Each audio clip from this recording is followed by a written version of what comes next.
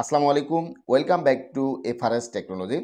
কিভাবে একটি Airtel number থেকে অন্য আরেকটি এয়ারটেল নাম্বারে ব্যালেন্স ট্রান্সফার করবেন আজকের ভিডিওতে সেটি আমরা দেখব।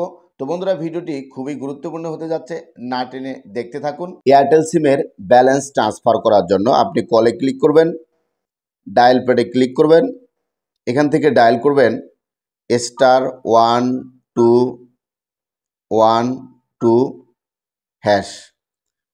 কলে ক্লিক করবেন, please select menu balance transfer, এটি 1 নম্বরে আছে, আপনি 1 লিখে দেবেন।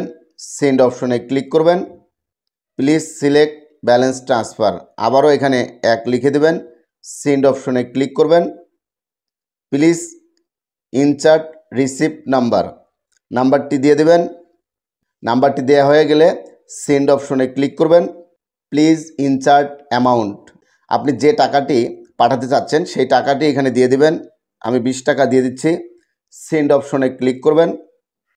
Your transaction is being processed, মানে টাকাটি চলে যাচ্ছে, টাকাটি এখানে চলে আসছে। টাকা পাঠানো হয়ে গেছে কিনা এটি চেক করার জন্য যে মেসেজটি আসছে মেসেজটিতে ক্লিক করব।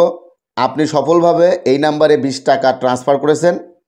আপনার বর্তমান অ্যাকাউন্ট ব্যালেন্স 17 টাকা 16 পয়সা, সার্ভিস চার্জ 2 টাকা 84 পয়সা। আমার অ্যাকাউন্টে 40 টাকা ছিল, তো আমি যখন 20 টাকা ট্রান্সফার করেছি এখান থেকে 2 টাকা 84 পয়সা সার্ভিস চার্জ কেটে নিয়েছে। ভিডিওটি দেখে যদি আপনাদের ভালো লাগে লাইক করবেন, কমেন্ট করবেন এবং আমার চ্যানেলটি যারা সাবস্ক্রাইব করেননি সাবস্ক্রাইব করে রাখবেন। আজকের মতো আমি সোহেল এখানে বিদায় নিচ্ছি। আসসালামু আলাইকুম, আল্লাহ হাফেজ।